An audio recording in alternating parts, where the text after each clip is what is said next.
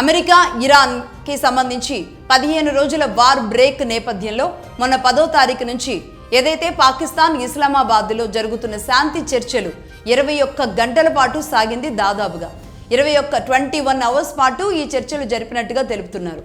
అయితే 21 గంటలు కూడా వృధా అయింది.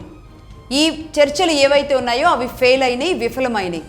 దీన్ని స్వయంగా అమెరికా వైస్ ప్రెసిడెంట్గా ఉన్న జేడీ వాన్సే స్పష్టం చేయడం జరిగింది.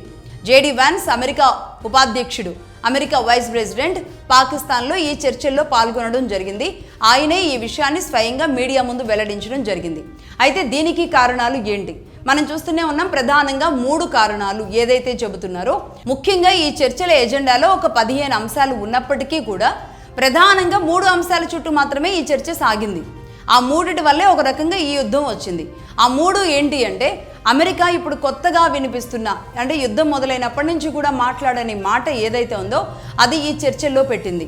అదేంటంటే హర్మూజ్ జలసంధి, స్ట్రైట్ ఆఫ్ హర్మూజ్ ఏదైతే ఉందో దాని మీద మాకు కూడా పట్టుండాలి. అంటే అమెరికా అక్కడ ఆర్మీ బేసులు కట్టుకోవడానికి ఇరాన్ ఒప్పుకోవాలి అనేది చెప్పడం జరిగింది. దానికి ఇరాన్ ఎట్టి పరిస్థితుల్లో కూడా ఒప్పుకోలేదు. అంతేకాదు, త్వరలో హర్మూజ్ జలసంధికి తాను ఏర్పాటు చేసుకోబోతున్న టోల్ గేట్ ఏదైతే ఉందో అది కూడా పెట్టి తీరుతామని చెప్పడం జరిగింది. ఇదే చర్చల్లో టోల్ గేట్ కూడా పెడతాం, అమెరికాను మాత్రం ఎట్టి పరిస్థితుల్లో ఇన్వాల్వ్ కానివ్వం ఈ జలసంధి మీదకి అనేది ఇరాన్ చాలా స్పష్టంగా చెప్పడం జరిగింది. దాని విషయంలో కూడా ఇక ఒక అడుగు వెనక్కే వేయాల్సి వచ్చింది అమెరికాకి. ఇక అంతకు మించి ముందుకి ఇరాన్ని స్ట్రెస్ చేయలేకపోయింది, ఒక అడుగు వెనక్కే వేసింది, ఇంకా ఆ విషయాన్ని వదిలేసింది అమెరికా. ఇక నెంబర్ 2 ఏంటి అంటే, ఇరాన్కి సంబంధించిన అకౌంట్స్ దాదాపుగా కొన్ని ఏళ్ల క్రితానికి సంబంధించింది $230 బిలియన్ ఏవైతే ఇరాన్కి సంబంధించిన కరెన్సీ మనీ ఉందో అది అమెరికా ఫ్రీజ్ చేయడం జరిగింది. ఆ ఫ్రీజ్ అయిన అమౌంట్ని ఇప్పుడు అన్ఫ్రీజ్ చేయండి అని ఇరాన్ అడగడం జరిగింది. దానికి అమెరికా ఆల్మోస్ట్ ఒప్పుకుంది, ఆల్మోస్ట్ కాదు 100% ఒప్పుకుంది అది అన్ఫ్రీజ్ చేయడానికి. ఎందుకంటే ఇదేమి అమెరికా సొత్తు కాదు, ఇది పూర్తిగా ఇరాన్కి సంబంధించింది. ఎందుకంటే ప్రతి దేశం వాళ్ళ దగ్గర డాలర్స్ కొనుక్కోవాలి కదా, అలా కొనుక్కున్నది లేదంటే కంపెనీల ద్వారా జరిగిన ఏదైతే ఉందో దాన్ని డాలర్స్ కొనుక్కుంటారు. కాబట్టి ఒక రకంగా అన్ని దేశాలు కూడా వాళ్ళ దగ్గర వాళ్ళ డాలర్స్ కొంటాం కాబట్టి అన్ని దేశాలు కూడా వాళ్ళ దగ్గర తగ్గుండాల్సిన పరిస్థితి. ఇందుకే $230 బిలియన్ ఇరాన్ లాంటి ఒక చిన్న దేశానికి సంబంధించి ఎన్నో ఏళ్ల క్రితం ఫ్రీజ్ చేశారంటే అవి దాదాపుగా ఇప్పటికీ ఒక 500 పైచిలుకు బిలియన్ డాలర్స్గానే మారిపోయి ఉంటుంది దానిది.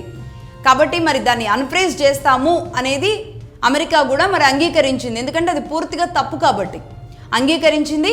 అలా అన్ఫ్రీజ్ చేసిన అమౌంట్ ఇరాన్కి ఇవ్వడానికి కూడా అమెరికా ఒప్పుకోవడం జరిగింది. ఇక నెంబర్ 2 ఇది.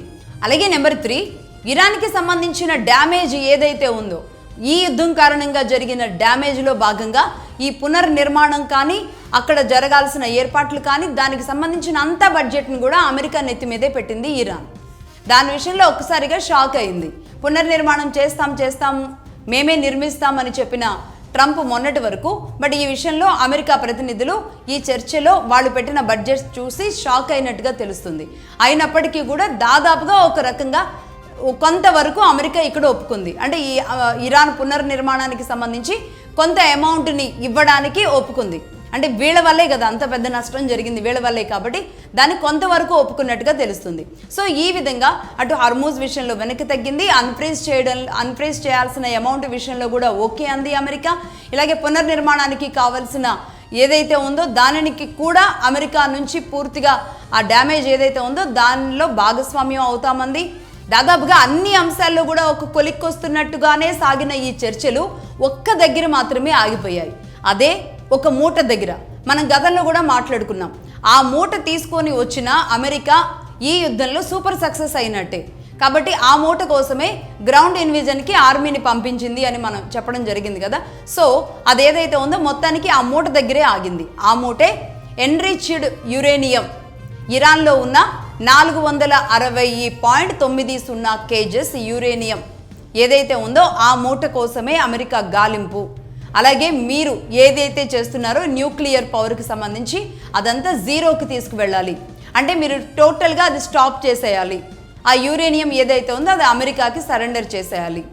అక్కడ మీరు ఇంకా నెక్స్ట్ న్యూక్లియర్కి సంబంధించిన ఎలాంటిది తయారు చేయకూడదు అనేది ఇరాన్ మీద పెట్టిన అతి పెద్ద ఆంక్షన్ అన్నమాట ఇది.